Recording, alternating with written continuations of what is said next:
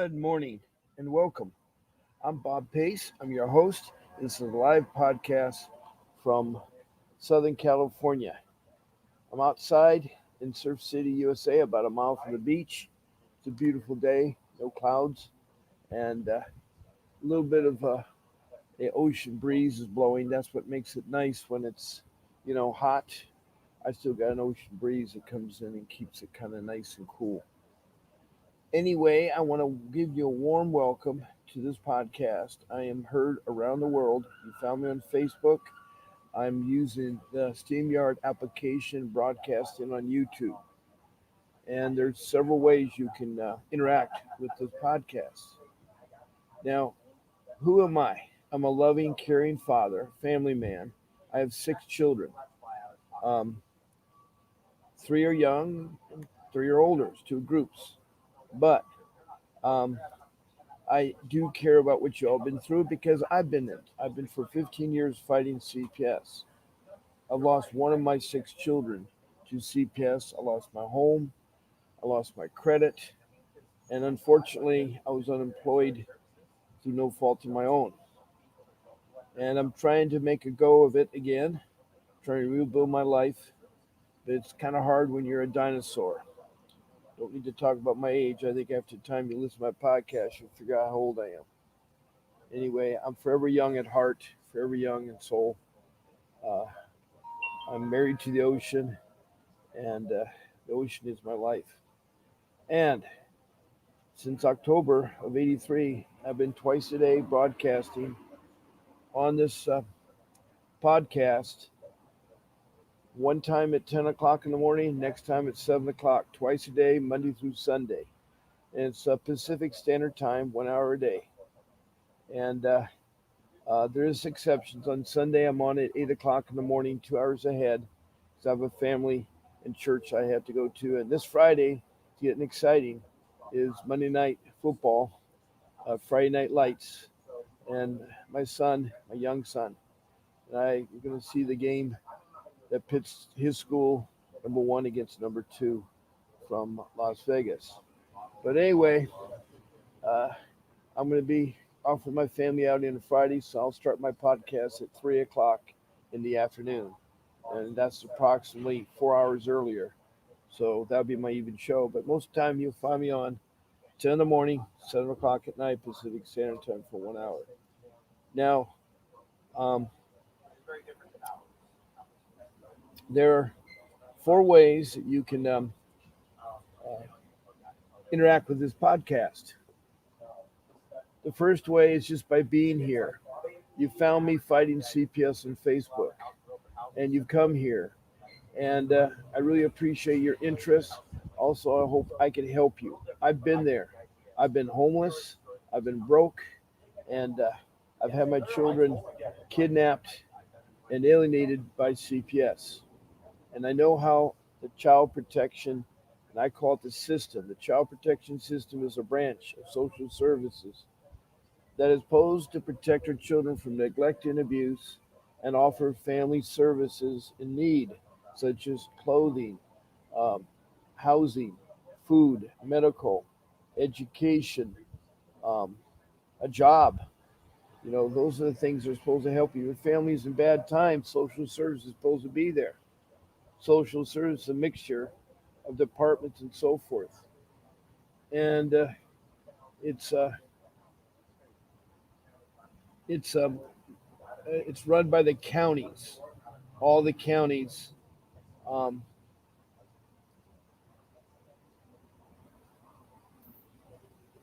all the counties. Now, its headquarters is the U.S. Department of Health and Human Services.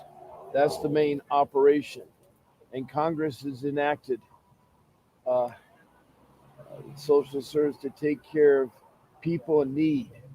And one of the areas is the child protection system. And each of your different states and counties will have different names. In California, it's Child Protection Services. In Arizona, it's Department of Children's Services. And so it all has different names. But when I say CPS, I mean all the 50 states. And also, um, I have a worldwide interest. I have about 13 countries that have called in for help. And there's nothing wrong with somebody from another country asking for CPS help. There's room for that. There's things that they can learn, but they're having problems too. I mean, some of the countries have been Bangladesh and then India. And then I've had several countries in Africa. I've had South Africa, the province on the west coast. I've had Mozambique, the country on the east coast across from Madagascar. I've Rwanda, a small country in central East Africa, um, near Lake Victoria. And then in the north, on the coast of Africa, I have Liberia. And then we move up to Europe, and I've had England, Scotland, and Wales, and Denmark and Sweden. Then across the pond, I moved to North America, and I've had Canada, both sides, East Coast and West Coast of Canada. Things like British Columbia, Ontario, and different provinces in Canada. I've had all 50 states call in or text in. I've talked to small places like the Rosebud Reservation, the Lakota Sioux in South Dakota, or the Cherokee Reservation in Oklahoma. They used to be in Florida, but they were moved during the 1870s to Oklahoma. The Osage is in Oklahoma. There's a lot of tribes that have called in because of the Indian children, and I'll talk about ICWA, the Indian Child Welfare Act of 1978. And then there is the Canadian, they're called the First Nation people. Our Indians are called the Native American Indians, but in Canada they're called the First Nation, and they have a program similar to ICWA too. So I'm here to talk about all the issues. I'm here to talk about topics like the 388 motion, the JV 160 hearing, talk about, getting your children back, how CPS operates, and things like that. You're going to find out there. So just by listening and taking notes and being in this room is a first step. Please use emojis. I like smiley faces and hearts and thumbs up. Also, down below, please subscribe to my podcast. I like all you listeners out there because you too are going through a very troubled time. I feel for you. I care about what you're going through.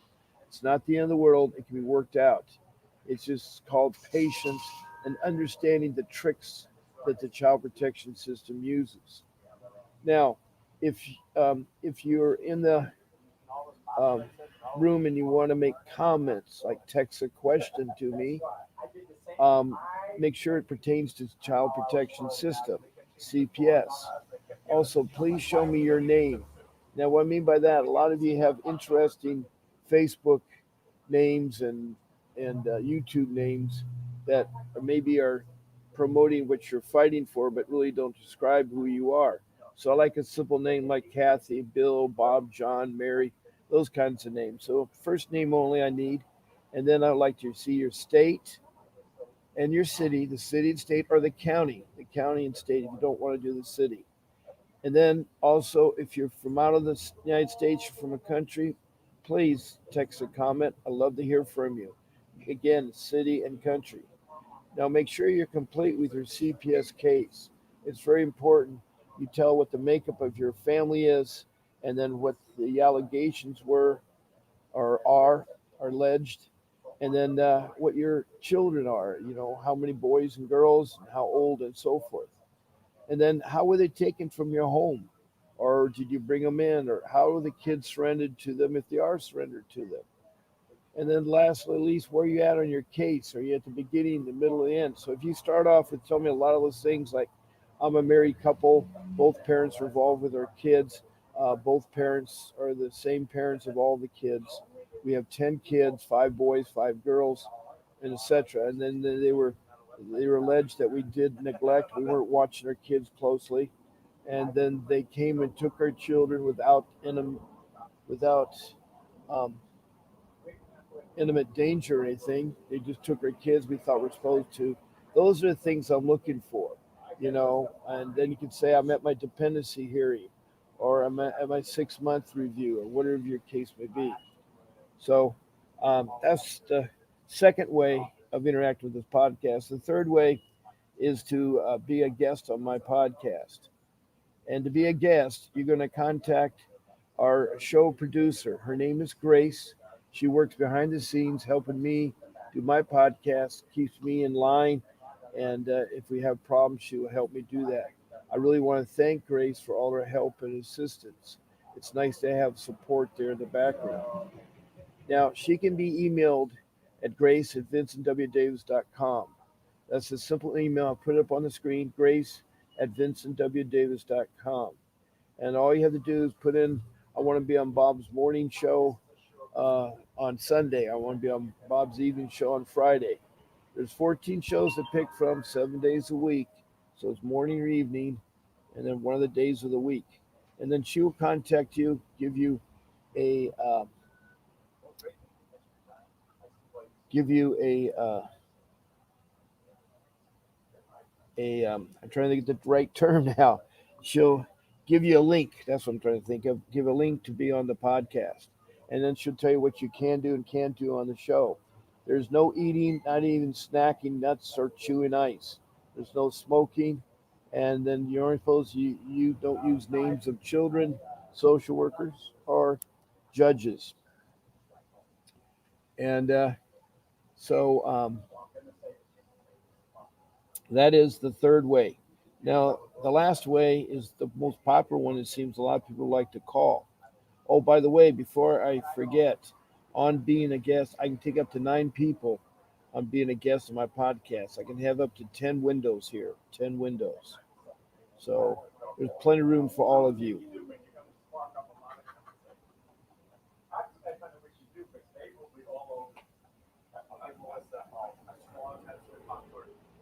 Wow. So that's how the schedule gets. Now,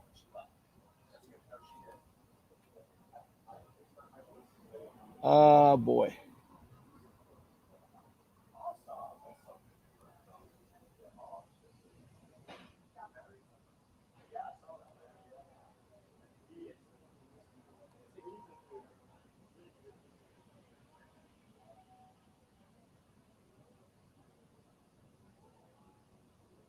I'm looking for my phone number. Oh, there it is. Okay. To be on my podcast, all you have to do is call in live and I'll put you on speakerphone. My number is 626-698-0990. Now I am live. I can talk to you and you can call in and you can talk about your case on my speakerphone. And you got to speak up though. You got to make sure you're close to the mic and you speak up because I'm on speakerphone and I have to be picked up by my microphone and my headset. I'll touch base with you again before next Wednesday, just to prod you to come and join us if it's something you can. If you have any questions, please email me, text me, or call. Like, that's Hey, your family from Bayonne, did they go to school there? Cool. Say this to them if you talk to them. Bayonne bees. So Um, so speak up loud and clear into your microphone. Also, um, I can only talk during the showtime hours. So if you call me before my showtime or after my showtime, it's all right to leave a message. I will send a text message back what my show hours are. But I cannot talk to you before or after my showtime here. And so there it is, 4 ways. You're in the room is one way. You can text and comments is the second way. Your third way is you schedule to be a guest, and the fourth way is to um,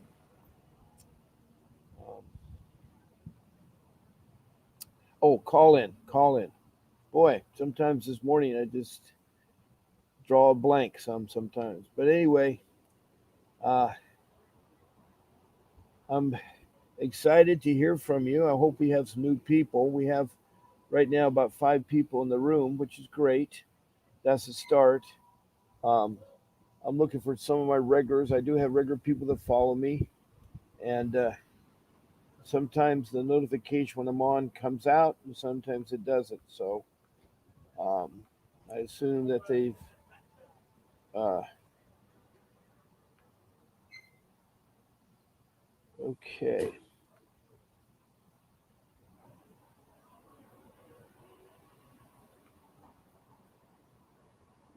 Okay. Uh,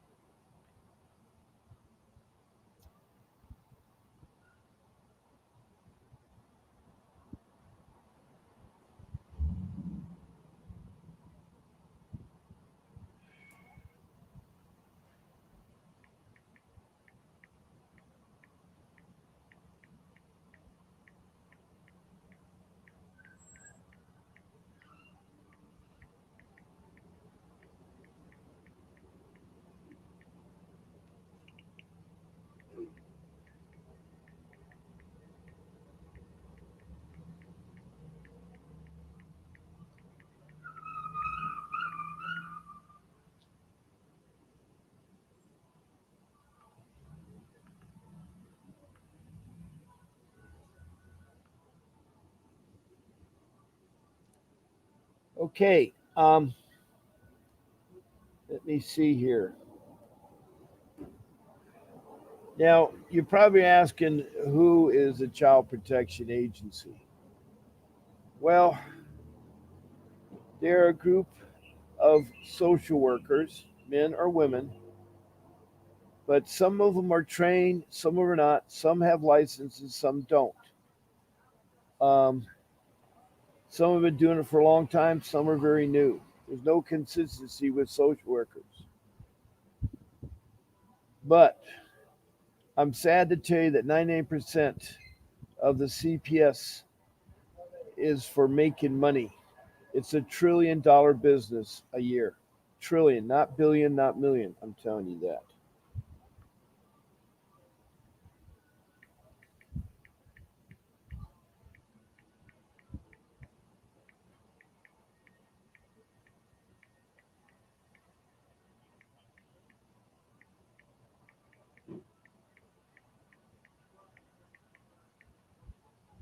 Now, their whole goal, I'm going to say 99% because I've only heard from 3 social workers. I could talk to them about later. I've seen some bad social workers. Is a is to traffic your child into foster care and to alienate your child from you as parents. Most of the social workers, you know, have that bonus hanging in front of them.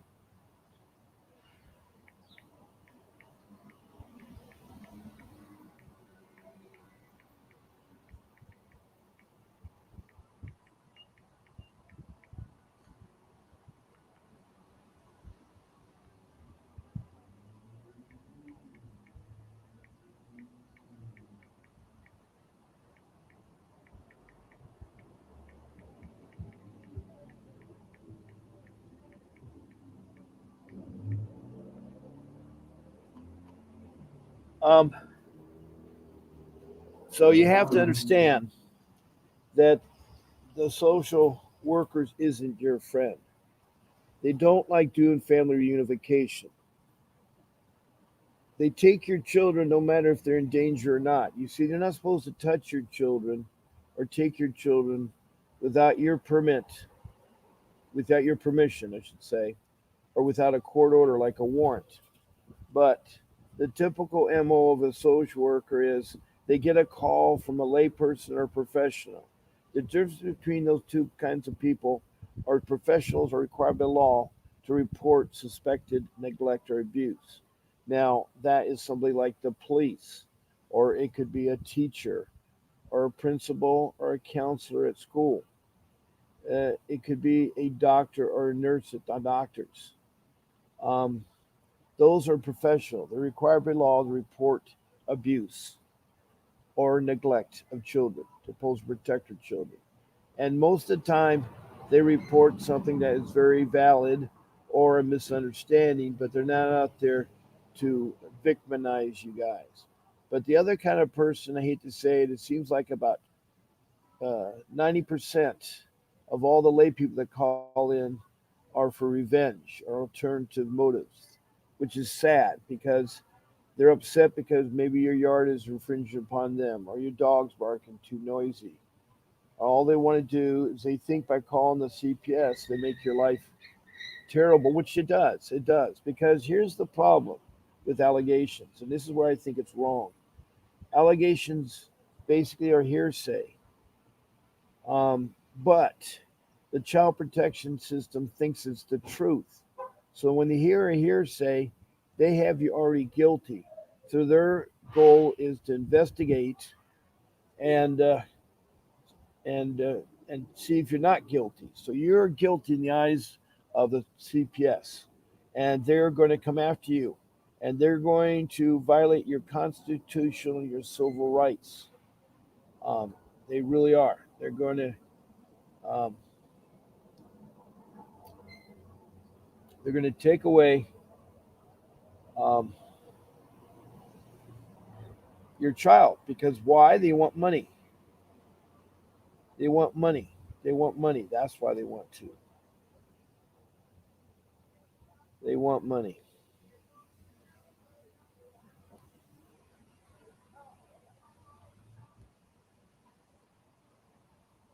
Now,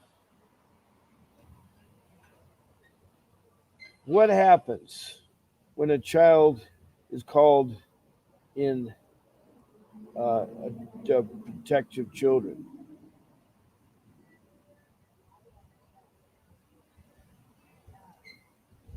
Now, what happens sometimes family issues that run deep can bubble to the surface, resulting in conflict and misunderstanding. In such cases, there may be bystanders that don't understand the contents of what they're observing. They may notify Child Protection Service what they see. Now, the Child Protection System is a government agency in California that's focused on protecting the well being of children in domestic settings. And almost any state, I shouldn't say California, but any state. Now, if a Child Protection Service is tipped off by one or more reports of child abuse, neglect, or mistreatment, they'll start an investigation. Now, I know if your family's going through a CPS case, is unsure what to expect. It's unsure what to expect.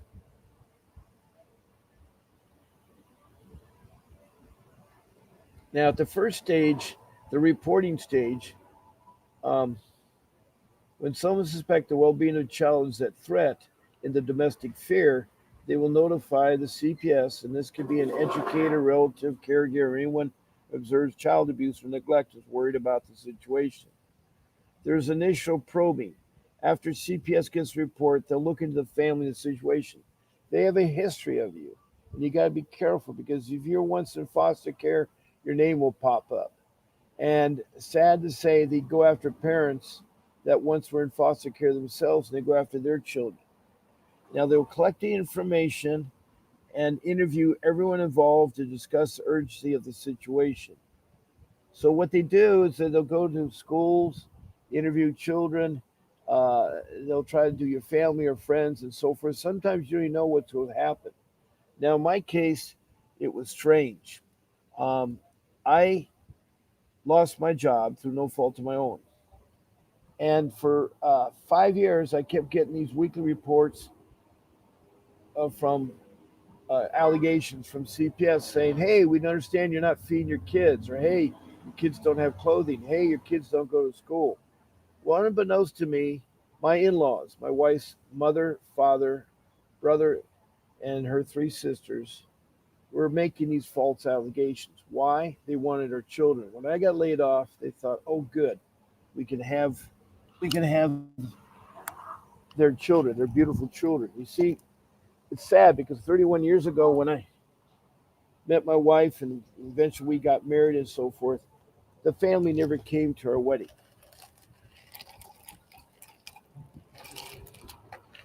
They never came to our wedding. And that was really sad. That was really, really sad.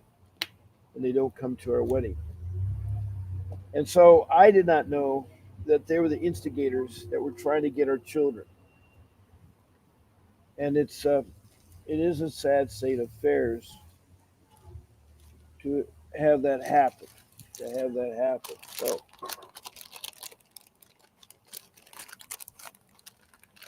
Um,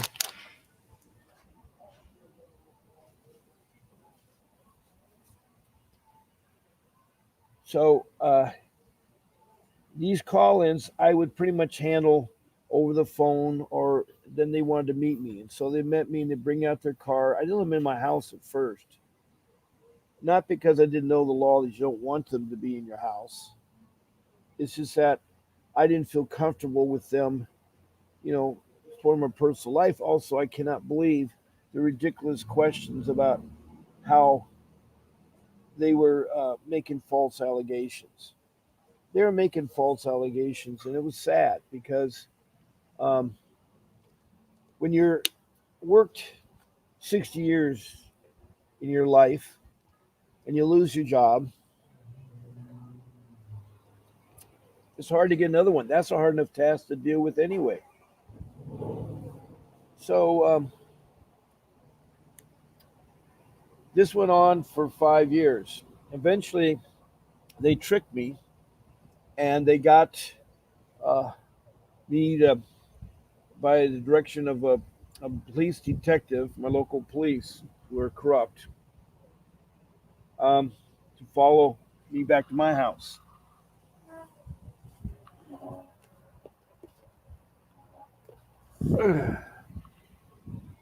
Excuse me, I had to grab something, trying to grab something to drink there.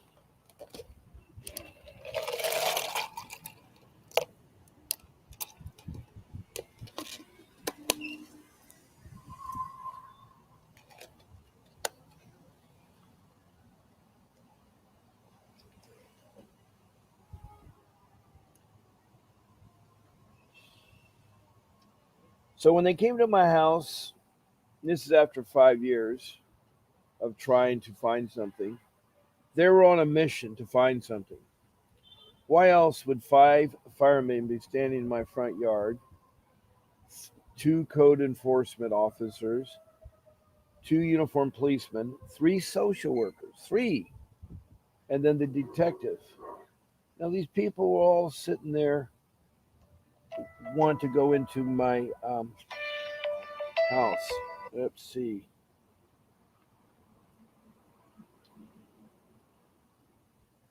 Hmm. Wrong number there, of course. Geez. I had my phone on and I just.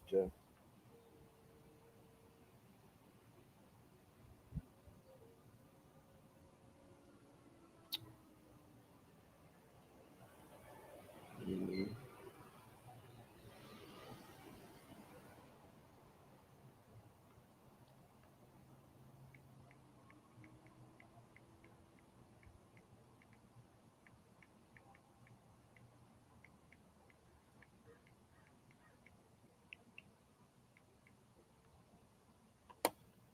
So they were on a mission, and unbeknownst to me, I didn't really think about this. First of all, you're not supposed to let them in your home. They have to have a warrant, or there has to be some type of imminent danger taking place for your children in danger. They're in school, by the way. And by the way, they did take my children, all three of them. They went to school and picked them up. Why? They weren't in imminent danger. It was a ploy to start the money ticking to start running. If I knew what I knew now, they would never have been taken from school, and they would never have been there. But they felt, and see, that's the problem. They're too much of a power group, meaning they think that no one can stop them. And they think by using policemen as their shields, they can pose more of a danger. They enforce laws that are not true, and on top of that, they do things that are against your Constitution and civil rights. So it was really hard. They came into my house. I did not know about the rule about, see, there's only three ways that people get in your house. Either you give them permission, um, or you have intimate danger going on. Let's say you have domestic violence. You're arguing, and the kids somehow are caught up in the argument and being thrown against the wall, or you're angry at your child and you're hurting your child physically, yelling and screaming. That's domestic violence. Even weapons are being used. Um, they can enter your home, and so can the social workers do. the social workers can too. So they can go into your home and they can, um, you know, try to make the peace, and they can also arrest you. They can arrest you. So domestic violence is a no-no. If you have domestic violence, an easy way to do it is if you start the argument, just say time out, maybe suck your gut in and leave. Go for a walk and come back later and talk about it. But it escalates. People try to side and they try to alienate the children from each parent. It's a bad. It's all bad. So they came in my house and looked for everything. They checked my gate to see if it was tight or not. They looked at my yard. They look in my house, and my house is a good house. It's an expensive house. I'm 1 mile from the beach, so you can imagine how much the price is. I live in Surf City, USA, one of the richest places in Orange County in the country. So my house had, CC&Rs. It was a private neighborhood. You weren't allowed to go in there unless you're a resident. So my house was good. It was fairly new, 2 stories. It was a big house. Well, the firemen were sitting there wondering about my smoke alarm. Is it set at the right angle? I mean, they're out there measuring. That's how stupid this was. The code enforcement were going around looking at bushes and gates and see if my pool had a fence around the pool and the door was securely locked so kids couldn't get in there. Of course, all my kids are 9, 12, and 15. They're all swimmers. So, I mean, they're surfers. They live at the beach. They ride waves out in the ocean, they all can swim, so there's no risk of that. But I did have a fence around my pool. It was well secured, and I had a door to my lock and so forth. And they really couldn't find anything. And then they started to say, well, what's all these belongings in your living room? I said, well, my mom and dad have died. I've lost my job. I don't have money to put them in storage. And they asked me to put it with their family and friends. So I said, oh, okay, I will do that. I'll do that. I mean, I will take their belongings and give them to the family and friends. Well, I had them nicely organized. I only used the living room. See, I have many different rooms. I had a formal dining room, very rich formal dining room. I had a kitchen.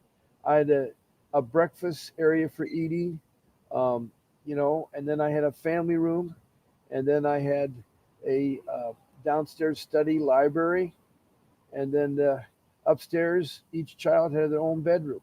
And then I had a master bedroom with walk-in closet, jacuzzi, walk-in shower.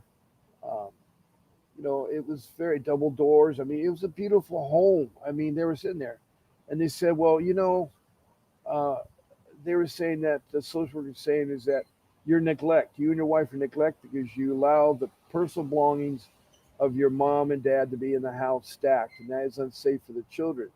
I said, "They're only 3 boxes high. I mean, 2 or 3 boxes high. The furniture with chair on top of the chair, but they weren't teetering. They weren't in the kids' children's bedroom, but they didn't want to listen. They did not want to listen. They said, "Oh, we got you now. We got you. After 5 years, we finally got you." And of course, if I'd known all that, I would never let them in the home. And all the police detective did is that he duplicated what they said. But the code enforcement found 2 things. He said your yard needs a haircut and the fence is too loose. You need to tighten the nuts and bolts. That's all he found. The firemen found nothing. He said the fire extinguisher, he said you have more smoke alarms and fire arrestor things than is needed. You're definitely no problem there. So the firemen couldn't find anything wrong. The code enforcement couldn't, I mean, they found a little thing there. And all the child protection agencies said, oh, we got you. And then they immediately, I had just picked up my son from school. They took him. And it was sad. It was sad. I don't know. I just, that is sad. Yeah, the more I think about it, it's really hard. The more I think about it, it's really, really hard. And so uh, that started my life in CPS, the continuation in 2015. And for 3 years, it was a nightmare. I first tried to use the court appointed attorneys. That's a no no. You don't ever use the court appointed attorneys. Um, you want to use um, a real attorney. And I've talked about that in a moment here. Because a court appointed attorney, if I don't tell you now, I'll tell you again over and over, it's a waste of time. They have a caseload of 30 people and they won't fight for you. They work for the child protection system and they're friends of the judge, friends of the social worker attorneys, friends of the children's attorneys. You see, because you're low income, they take advantage of low income people. They also take advantage of families that are going through hard times in between a job, or maybe there's a domestic squabble, or you know, maybe there's a possibility of divorce or something. I mean, I hear all the stories, and I really feel for all of you. And so I was going through what was called a nightmare. Child protection is like um, how can you say it? Alice in Wonderland, with going from room to room, and they talk about off with your head, and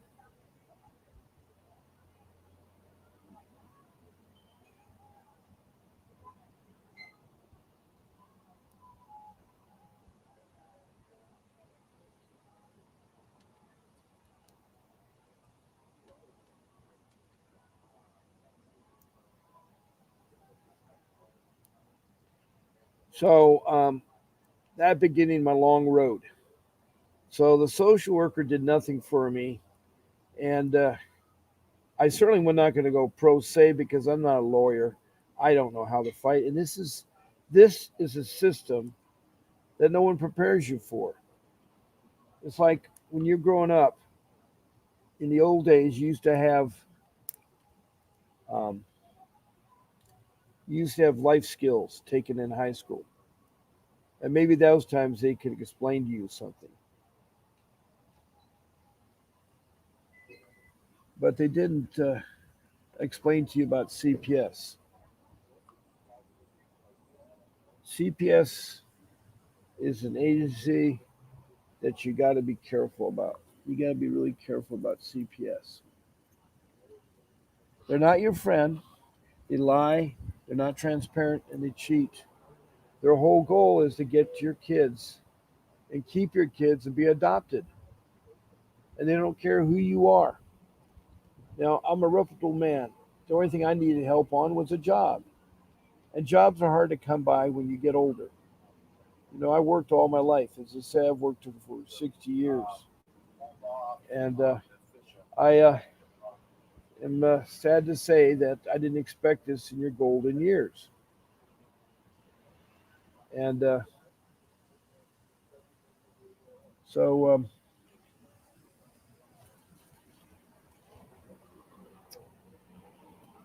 it was hard. It was hard. Um,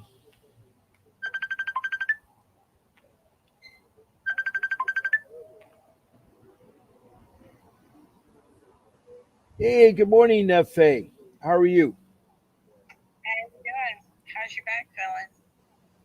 It's going okay. I'm doing my live podcast right now. Oh, okay. So Well, can I you? just called to see how you were feeling. I'm glad you did, Faye. I'd love to hear you to be on my podcast. I messaged you. Yeah. Did you want to talk about a specific topic, Faye? Um, I'm just really trying to get something done in my state. I keep getting the runaround about stuff. I put in the complaints. I have spoke with all the authorities about the situation going on here, and I keep getting the runaround. But yet, every time I turn around, there's something on the news about the cabinet and its lack of, effectively handling cases, and children are dying while in the state's custody, but nobody's doing anything about it. So today I contacted the newspaper, and I'm waiting to hear back from a reporter. So I'm going to see if that gets anything. I highly doubt it, but we're going to see. Yeah.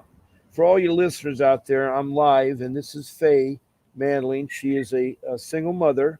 She was in foster care 5 times as a child, and she went through all the abuse you could imagine. And later she grew up, fell in love, and had 2 children.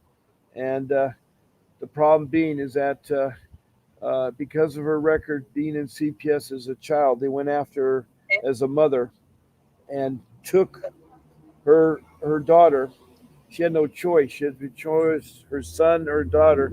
Her son's a special need that needs somebody to take care of. So she went with her son and lost her daughter. And it was tragic. I've lost my daughter too, but it's really a shame because her daughter now is getting older and she hopes one day to see her daughter. I hope she does too. But she's been on my show for a couple months and she really has really made some rules here and helped me out and so forth. But she's very frustrated. She's from Richmond, Kentucky, and from the governor all the way down, they're very corrupt. The police are corrupt, and she cites cases all the time. And right now in Richmond, there's $1 million unaccounted for. I rounded it off, but I know that they're trying to find out what happened to the $1 million that CPS got from the state. How was it spent? Also, there's a person that is in trouble with perjury in the department. He's being investigated.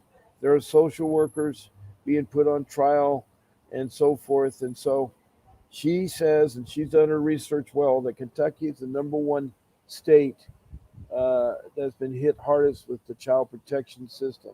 And the police are just as bad as the social workers are.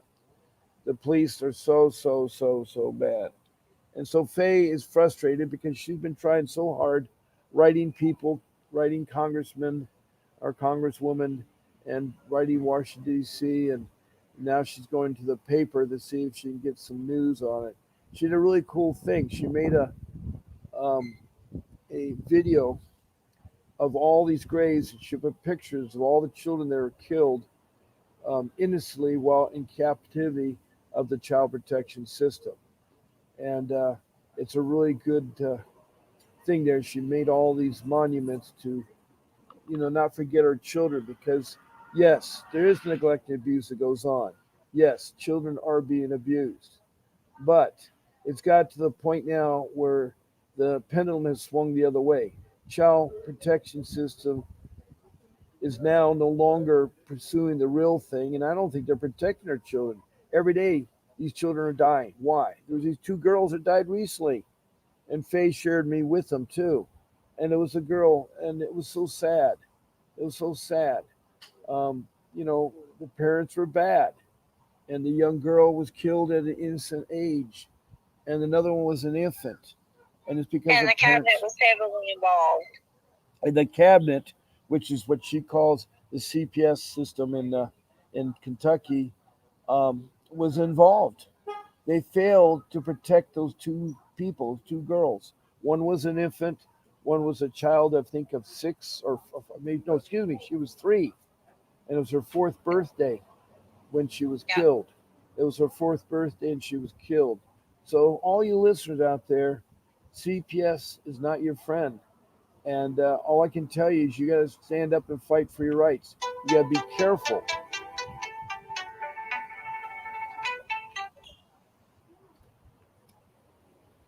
Hi there, this is Bob Pace, and welcome to the podcast. Who am I talking to?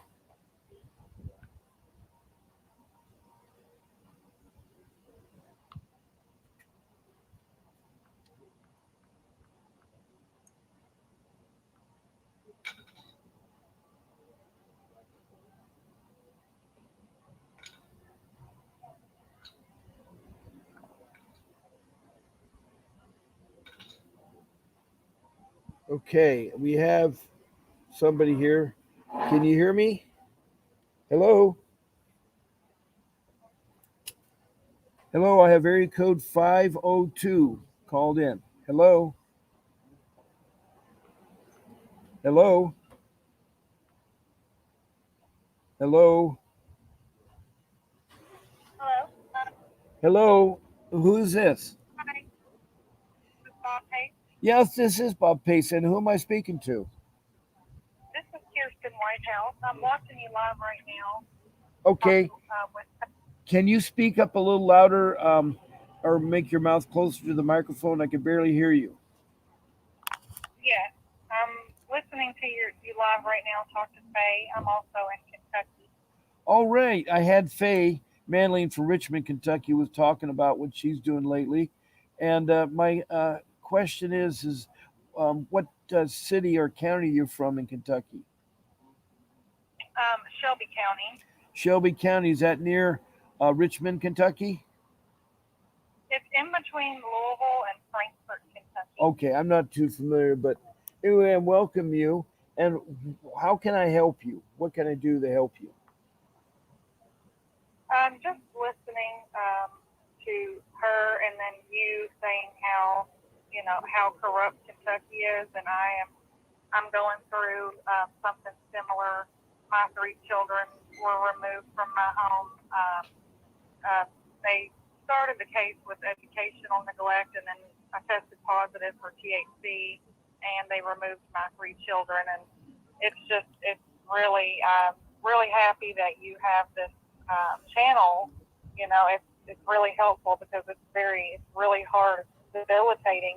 Every day it's like a nightmare without my children, and just hearing somebody confirm how corrupt Kentucky is, and I'm also reaching out to governors, and I'm not hearing anything back from CPS. They're not even talking to me, so I want to sue them. I'm looking for help to be able to sue them because everything they've done is horrible. Well, you can sue them, but you can't sue them until after your case is over. You can do a civil lawsuit and you Yeah, can win millions of dollars. But the sad part about it, even winning a lawsuit is not going to change or correct them. I've been trying so hard. I've been doing this since October, and I do it twice a day, 7 days a week. That's a lot of time I've been on the show. So one thing is fortunate, you can call me twice a day. I mean, I'm on twice a day. Now, I had to let Faye go so I could talk to you, and she's listening now, hopefully on the phone there. But Kentucky is right there at the top. The cabinet, which is what they call themselves, the cabinet of, I forgot the correct long title it is, but they are very, very, very, very, very corrupt. Now, you said you were charged with educational neglect. Did you mean you not have your kids in school? yeah. It started out with the school. Bringing a case to the judge about educational neglect. My daughter was extremely sick. She was hospitalized. She missed like 30 days of school. It was a genuine thing. She was really, really sick. And I tried to prove that, but the judge ordered drug screens on the first day of the case. He does it to everyone. And I don't use THC. I just happened to one time because it was legally, here in Kentucky, it was like I legally bought some gummies in a smoke shop. I didn't even know it was illegal because I bought them legally, and I never really used it before this. It was just like a mistake, and so that came up, and then that I guess that gave them grounds to remove my children, all Well, three of them. yeah. Here's the thing: is that they technically there's only three ways they can remove your children. One, if you give them permission.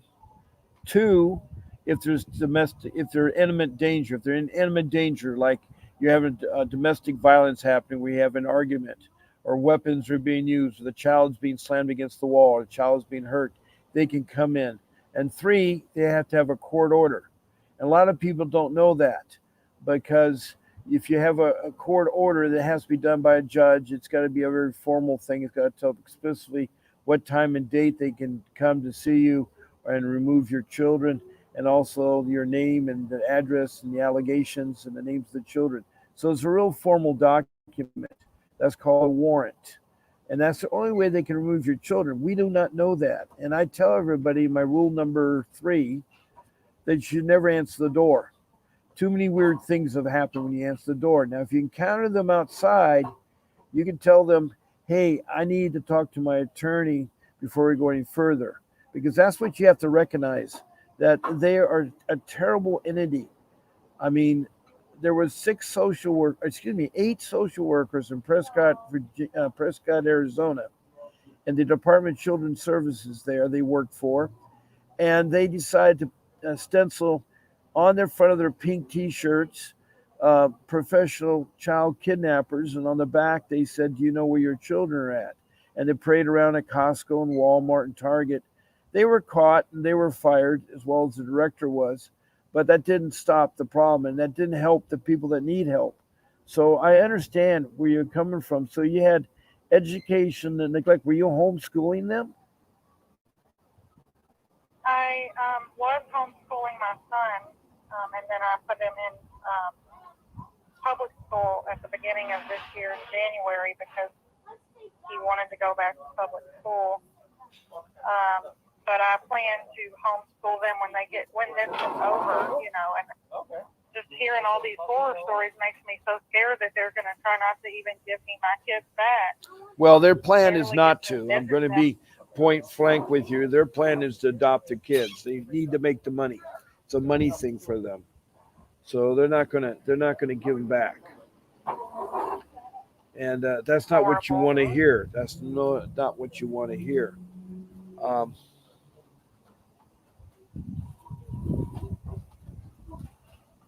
They're going to give them back because I'm not, they're my life, and this is, I'm going to get them back. I'm going to fight to the death. Right. Well, homeschool is a little bit more involved. A lot of people don't realize you have to make arrangements with the school district about doing homeschooling. They have to check out your program and you have to validate. You just can't do a homeschool because you want to. Now, the other allegation you said was something about some type of gummy bears. THC, but it was purchased legally in Kentucky. Oh, okay. I don't know what those are, but it's some type of what are they used for? They make you feel better or what?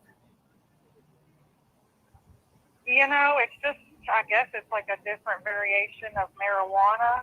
Okay, but they're laced in gummy bears. See, I don't know what the law is in Kentucky about marijuana, and so yeah, they're gonna try to nail you there as drug, and so they're gonna say that you being involved in drugs is neglect, and they're gonna want you to take a program and so forth. Faye is right now. I don't know if you're watching my podcast. Do you see Faye right now? She's trying to communicate with you. Have you seen her comments? I haven't seen her comments.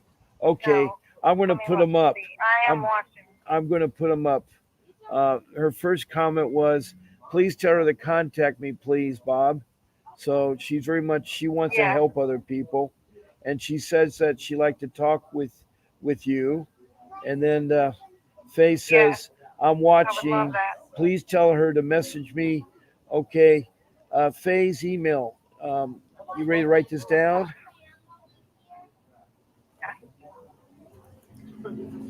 It's BF. I see it on the screen. Yeah, BFNMANEY@yahoo.com. And again, that's BFNMANELY@yahoo.com. She's on Facebook. You can find her on Facebook. And she says that more children are adopted out in Kentucky than are returned. So more kids are adopted than are returned to families, which is not. Oh my God. I know. Don't worry. That's she is going to help you. I'm going to help you. And terrified. Yeah, I know. They are adopted out of Kentucky and then returned under the cabinet custody. And then Manly is Manly. I probably pronounced her name wrong. Oh, maybe her email should be MANLEY. She's got it MANEY. So maybe. Okay. No, wait, it's Manny, MANEY, not LEY. I don't know why I said LEY, but Manny, Maney. That's the correct. That's her email. But anyway, let's talk a few minutes. And okay, Faye, I wish you could talk. I wish my phone could do two people once. If you could a guest on my show, I get both of you on, and you both could talk. So Yeah, um, that would be great. yeah, We I can work got it that out. right, Faye. It's Manny, BFNMANEY, yahoo.com. It's Manny, not Manly. I know, Manny. I don't know why I was saying Manly, but I apologize. Thank you. Um, Thank you both. but I'm so excited to talk to yeah, Faye. so uh, what's the closest city you are right now to where you live in Kentucky? I guess Louisville. Louisville Louisville. and Frankfort are Okay, about the yeah. same distance. She's up in Richmond. She's up in Richmond, Yeah. and she is definitely trying to help out people like that. Now, where are the children right now? Where are the children right now? They're in foster care. They were with my family, but there was an incident there where my uncle had them and he assaulted me in front of them. And So there's domestic CPS violence. kind of, Are you guys divorced? Are you still together, or what is the situation with your marriage? oh no, I'm talking about my uncle. I am married though, and no, we have a great relationship. So he's helping you Um, too. Both of you are helping each other then. Yes, and I have Okay. 10 negative drug screens. I have 10 negative drug screens, and they're Hmm. still, I only have one visit per week at a center, 1 hour a week with my children. Yeah. Well, you're going to have to do what they ask you to do, and you got to keep persistent at it, and keep showing negative drug screens. And I am. when's your next hearing? September 11th. It's not really, it's just for the educational, that's like the pre-adjudication for the educational Yeah. supervised visits, and then Well, they denied it. I think you got yourself a friend there with Faye. She will help you through this, and I will too. My problem is I have about 2 minutes left of my podcast, and I'll be on again tonight at 7 o'clock Pacific Standard Time. So that doesn't mean I'm going to abandon you, but Faye is not either. But Faye will get in touch with you. She's a dependable person, and she has some really great ideas about how she can help you. And Wonderful. Thank you both so much for well, your I mean, I time. know it's really hard right now. Do you have a paid attorney, or do you have a Yes, oh, yes, you I have have a hired it? wonderful paid Okay. attorney. All right. Well, thank God you got them, but you got to be. Does he know how to fight CPS? It's this town that I'm in. The judge is just really, really a stickler. So, Yep, they it's really not a are. problem here. What you're going to do is you got to learn everything about CPS. And one thing that you need to do is do the research. Spend 40 or 60 hours and type in every question you think of. Start off your question with Lexington, Kentucky, and then CPS, and then what you're trying to find out, how to get your children back. You have to study, and you have to really find cases and stuff. And your attorney's got to give you a good game plan. And they are really awful. They will lie. They will lie. And I'm glad you got a paid attorney, because a court appointed attorney will not help you. They will not help you at all there. Faye, I got about a minute left. Faye, do you want to write anything else in? Because I'm going to be closing down the podcast. Faye, are you still there? Faye? Faye, is there anything else? Okay. I want to thank all my listeners. It's now the 11 o'clock hour, and you go on her Facebook and find her. It's Faye B Okay. Manley, Manney, Mandy, Okay. Thanks and for sharing your story yeah, too. and yeah, I know. I just never finished it, but anyway, I lost one. My daughter, she's 22 now, and I still miss her. But anyway, I'm so sorry. thank you We're gonna for fight. Yes, fight. thank you. But call in again. Don't be hesitant to call in and be a Okay. stranger, because I have a lot of people in here. It's a support group. There's a lot. There's KK Richardson from Brooklyn, New York. There is Natalie from West Hollywood, California. There's Suzanne from Oklahoma. There's Christina. So there's a lot of people in here, and they'll share their story. So you came to a right area. So God bless you all. Thank you all for listening. And remember, don't give up. Do not give up. Keep doing it there, and try to talk not at all. Follow your lawyer's instructions. Follow your lawyer's instructions. This is Bob Pace signing off.